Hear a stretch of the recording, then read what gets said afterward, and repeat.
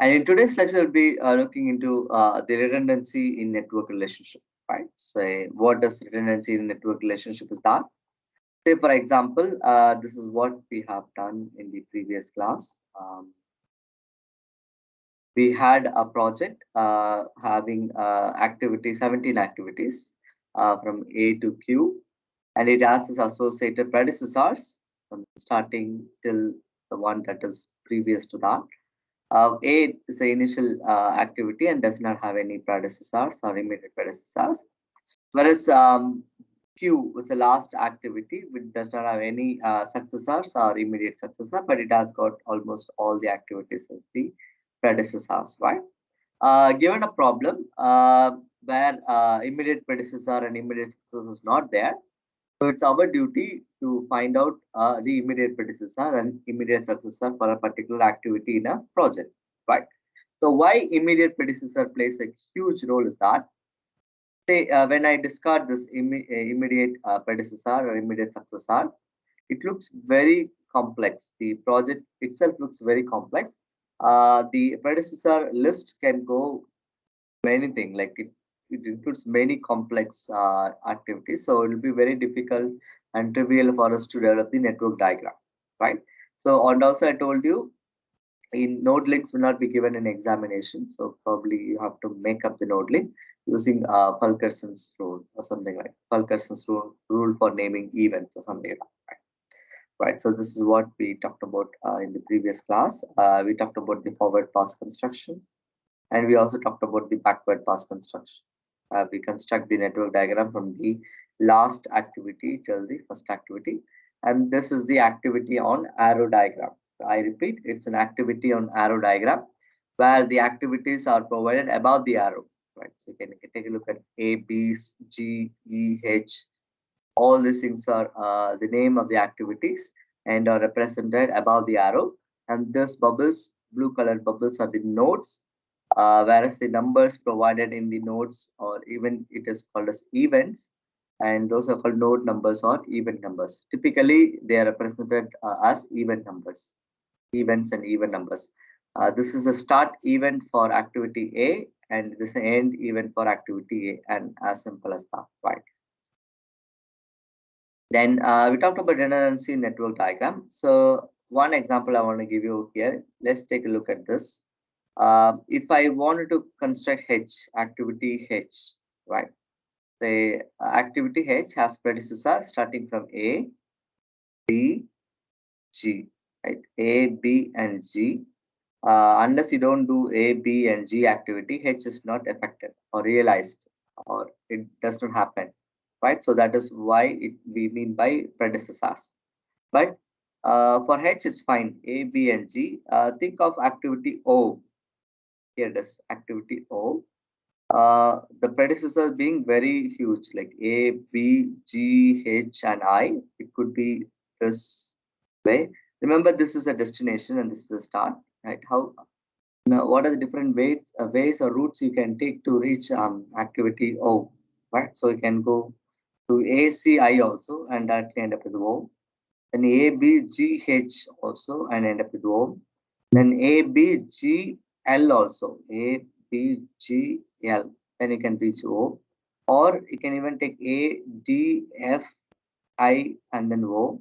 Or A, D, J, and O. Or A, D, K, M, and O. Right? Or you can even A, B, E, I, and O. Right? So it's kind of a many paths. So which means that except activity L, I think all this in activity L and N, all the activities are predecessors for activity O. Then how do you actually define that? So that's a very trivial question. So then we look into the immediate predecessor. We don't talk about from the beginning, like we don't talk about A, B, C, D for O, but instead what are the activities that are immediate to that, immediately previous to that. Say those are L, I, J, and M, right? So once you know L, I, J, M, then you can effectively draw the activity O.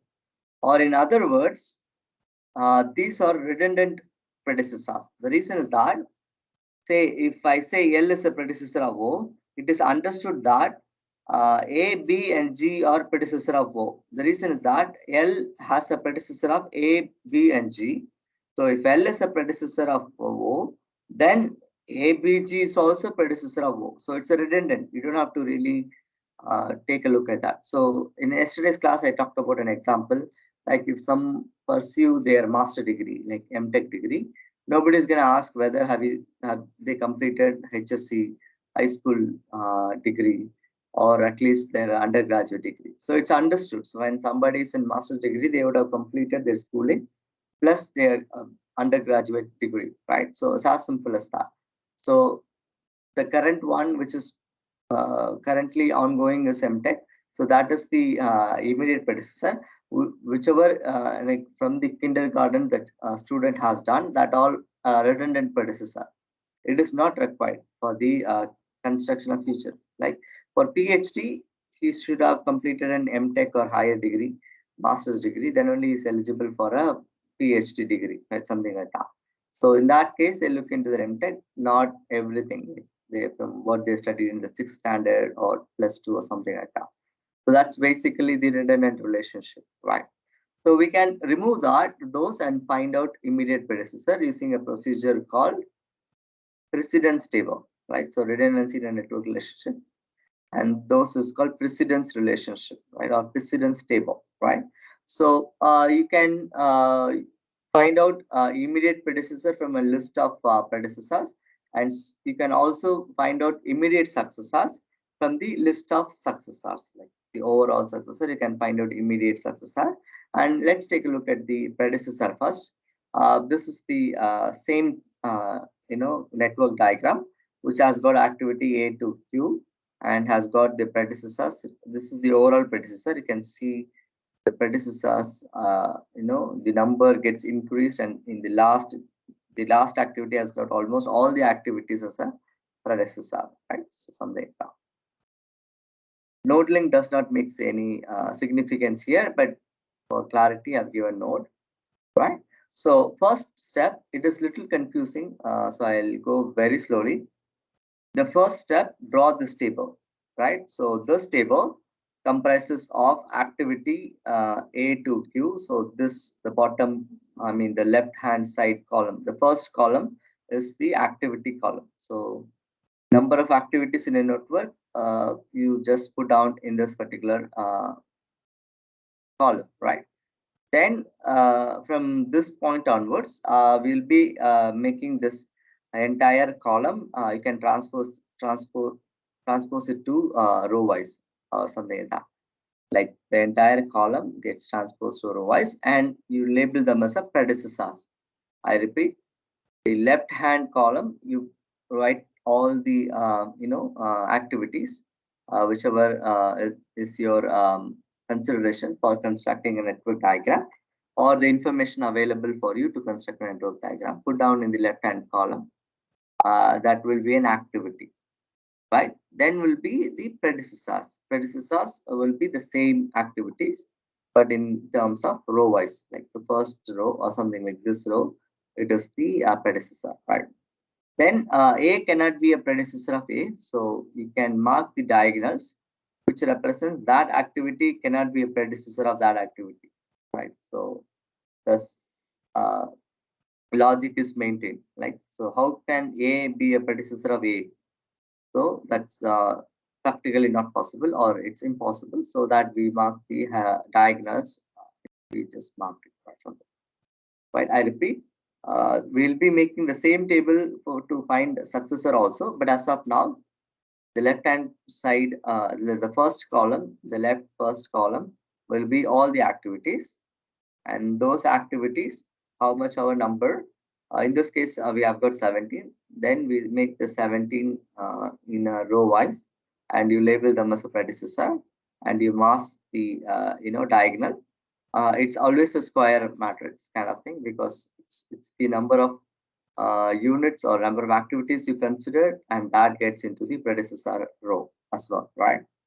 Then what you do is you will be marking the predecessor of activities. Like for example, the predecessor of activity B is A. So you mark in the predecessor column, which is A, corresponding to A, the X mark, right? So the reason we mark here X is that B has a predecessor of A, right? So you can take a look at here. So B has a predecessor of A. Then we'll run through C and D, which also have A as predecessor, right? So I just marked for B, A is a predecessor, and C also has A as predecessor.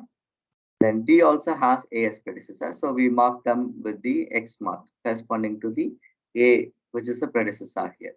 So this is an activity, this is a predecessor, and for B, A is a predecessor, C, A is a predecessor, and D, A is the predecessor, right?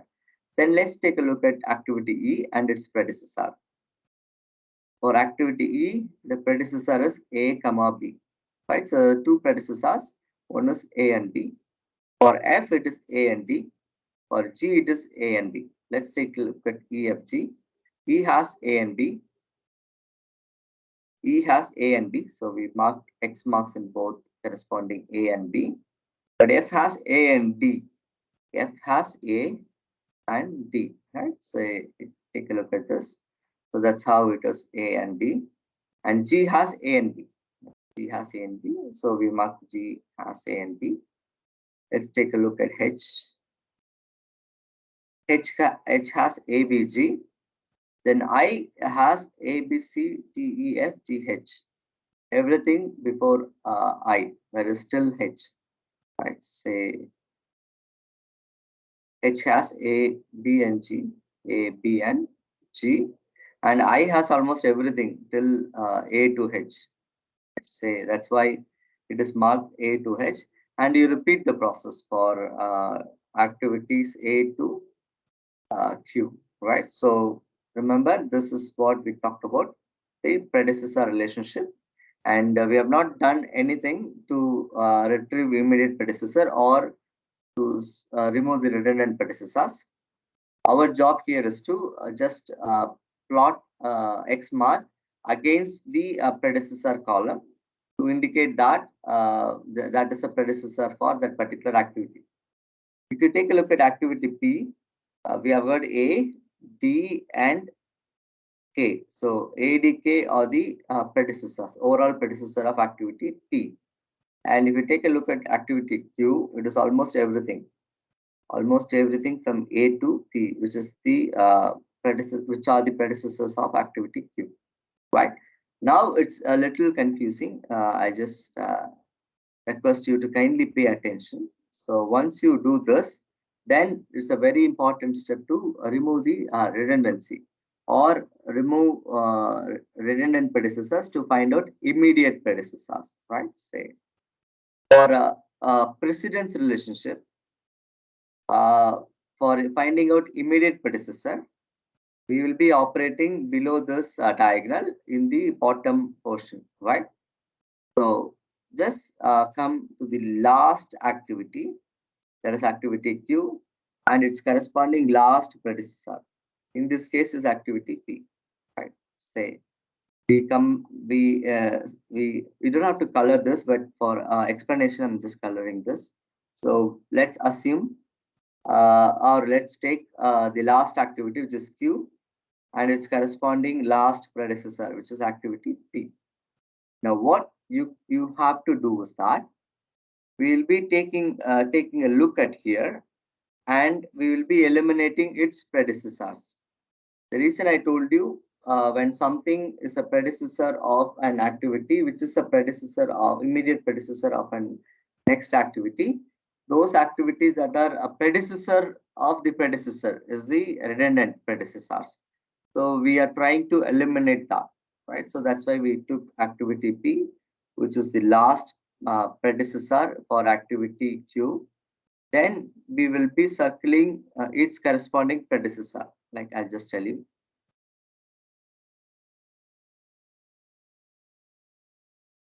So activity P has A, D, and K. So these are the predecessors for activity P, right? So we made this and we found out P is the last predecessor. Then A, D, and K get circled. So which means that is eliminated. Those are called redundant predecessors. I repeat. So we take the last activity and we will mask the corresponding predecessors. You can even take a look at here, like for P, A, D, and K. So we circle that, but it will be a little confusing for you. So you always take up the table which will be provided to you, and you circle this, right? So A, D, and K get circled for activity P. So which means we have eliminated the predecessor for activity P, right? So next step, once you finish this, you jump to the next one, which is activity O. Here we jump to activity O, and we'll be taking a look at the predecessor for activity O, right? So you can even take a look at here. Activity O has predecessor of A, B, C, D, E, F, G, H, I, J, K, L, and M, right? So which means that uh, A to M has to be circled, which means that is eliminated. Those are eliminated from the odds, right? Say for activity O, next once you finish P, activity O has A, which already circled, so we don't have to do it again. Then B and C has to be circled, and D is already there, and E, F, G, H, I, J, K, K is also circled, L and till M. Till M it gets circled. So that's how you eliminate the predecessor of activity O. Then we'll come back to activity N. Activity N has A and B and G as predecessor.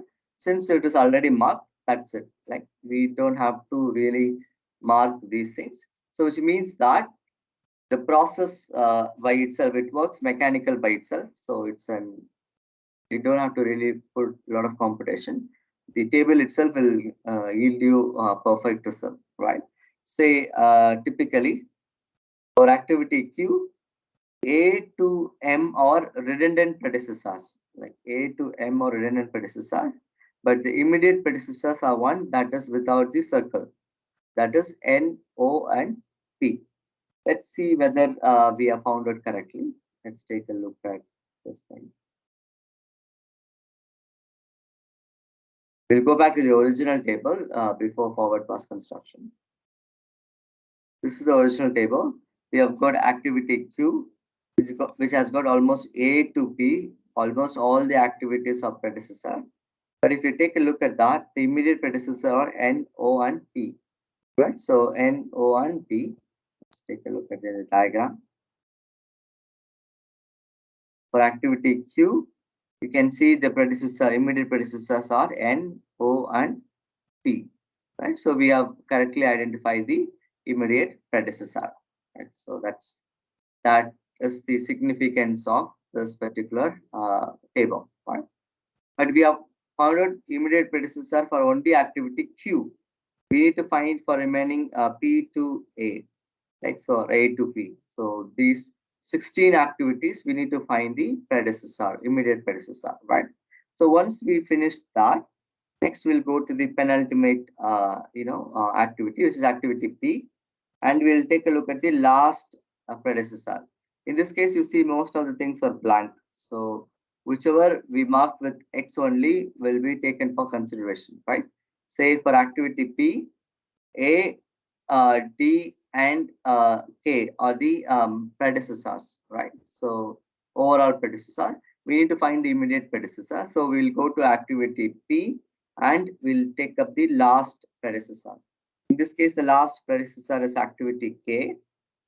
This is K. Let's take a look at the predecessor of activity K. So you can take a look at here. K has a predecessor of A and D, right? Say K has a predecessor of A and D. So A and D gets marked, right? So the K has a predecessor of A and D, and it gets circled, and this also gets complete. Say no more predecessors are left to circle it, and hence the for activity P, K is the immediate predecessor. Say let's take a look at in the diagram itself. For activity P, you can see K is the immediate predecessor. Remember, M is not an immediate predecessor because that is leaving from this event, not emerging to the event. So for P, it has to wait till the activity K gets completed. As simple as that. So this is a typical way of eliminating the redundant predecessors using precedence relationship. And I quickly take another example, which is activity O. We have completely exhausted all the circle and nomenclature of this X marks. Then we'll move on to activity O, and we'll go back to the last predecessor, which is activity M. So M has a predecessor of A, D, and accelerators K. So M has a predecessor of A, then D, uh, then K, right? So we'll circle that. So that's how we circle A, D, K. Then we have finished this. Then we'll go back to here. It is L, and L has a predecessor of A, B, and G. So L has a predecessor of A, B, and G. Right. So we mark A, B, and G. Since A gets marked for this M predecessor, and finally we end up with this. Then we'll move on to this one. We cannot take this one. This is a redundant relation. Then we'll move on to activity J. For activity J, the predecessor are A and D. So A is already marked. D is also already marked. So we'll move on to the next one, which is activity I. I has almost everything till A to H. So we mark A to H. And finally, we take a look at activity O. The immediate predecessor of activity O are I, J, then L, and M. For activity O, I, J, L, M is the immediate predecessor. For activity O, we have found out I, J, L, and M. So those are the immediate predecessor, right? So this is a typical way that you can find out immediate predecessor by eliminating the redundant predecessors. And the process continues till you eliminate all the predecessors, and finally the one without the circle mark, the X marks, is the immediate predecessor, and that you can always correlate with the table, and you can start generating your network diagram from that point onwards.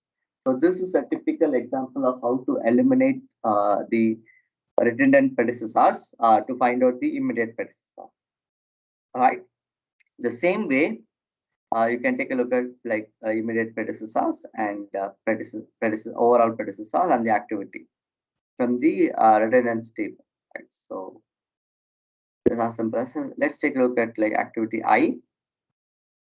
Activity I has A to H, but redundants are A, B, D, and G.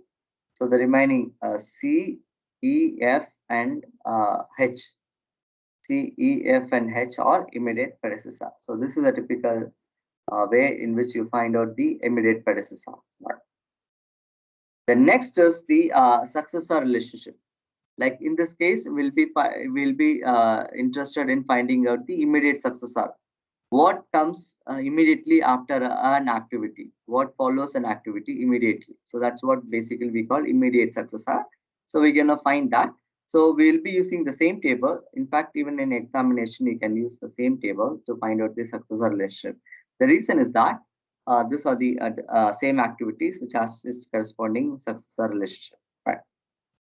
Right. So in the table, in the bottom lower triangle, you can call this lower triangle, is the triangle below the diagonal is for precedence relationship, and for successor relationship we'll be taking it at the topmost layer, right? So topmost layer, and the same process continues. We'll be marking the successor. Here I've just mentioned as predecessor. It is actually the successor. It's a typography error, so you can change that. It's a successor and there's an activity. And in a predecessor relationship, in order to find out immediate predecessor, we take the lower last right hand side corner, or the last activity last predecessor. Whereas in eliminating the successor or finding out eliminating the redundant successor or finding out the immediate successor, we'll be taking out the first um, first activity and its first successor. So in this case, we take a look at activity B. Say for B, what are the successors? It is E, D, H, I, and M, N, O, and Q. So we will be circle marking that, and finally we'll be having the immediate predecessor. Right? As simple as that. So you can give it a try. So I have not provided for the sake of clarity and also for the sake of giving you an kind of an workout on this particular redundancy table, right? So you can take a look at that and you can try to solve this. Probably you can take a look at uh, this table. I'll give you probably a 5 minutes time. So that let's take a look at this, and we can go ahead and do that or something. Right. You can take a picture of this quickly. Then we'll move on to that successor table. Then we'll try to eliminate the redundant successors. It's pretty easy, not very complex. But this will be very important for you to know. You'll be needing this particular thing in examination. We don't explicitly mention use redundancy table to um, remove the redundant predecessor or successors, but we only give you all the predecessors and all the successors and the activity. Then we ask you to draw the network diagram. So it's your responsibility to calculate or determine the immediate predecessor or immediate successor, because that will be very useful for creating the network diagram, right?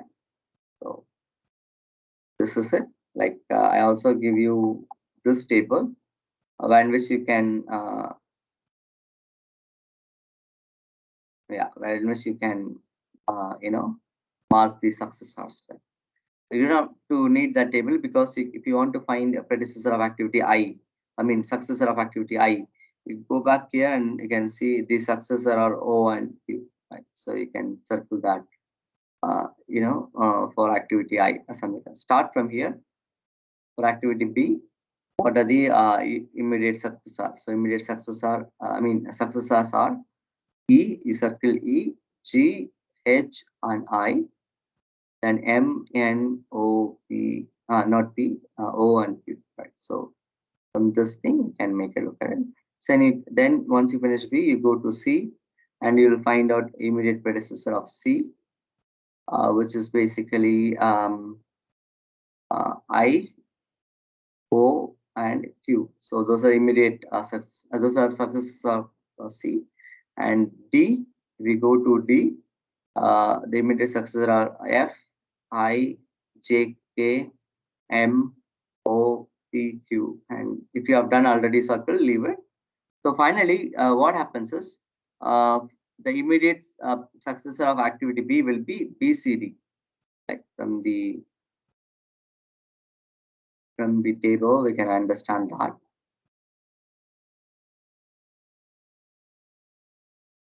Overall table. The BCD. For activity A, BCD is the immediate successor, and these are the overall successors. Successors B to activity Q. Right. And you can even take a look at this in this diagram itself. For activity A, the immediately next activity will be B, C, and D. Right? So 3 branches emerging out of A. So those are immediate successors, whereas anything that connects to those activities are called successors, till activity Q or successors. Those are redundant successors, like a redundant predecessor, those are redundant successor, right? As simple as that.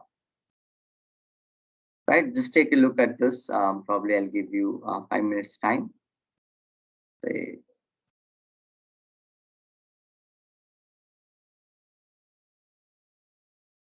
you can take a look at it very quickly and try to finish it by 5 minutes. Then we'll move on to the other concepts. Right.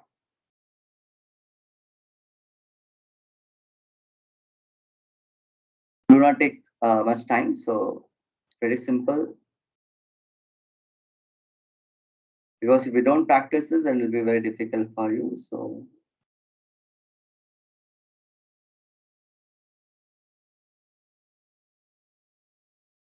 this is our final table.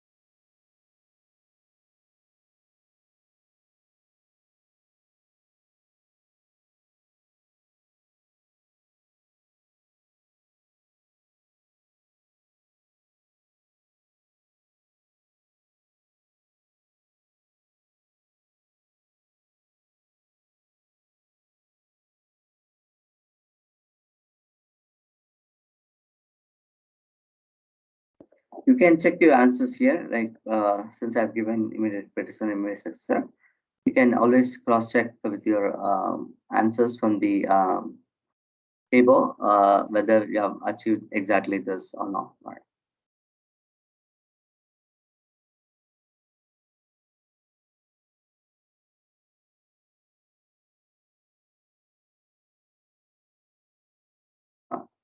Successor table, we talked about only the initial step. So I just wanted to try, and remove the redundant successors and portray the immediate successor. And then let's take a look at it in tomorrow's class.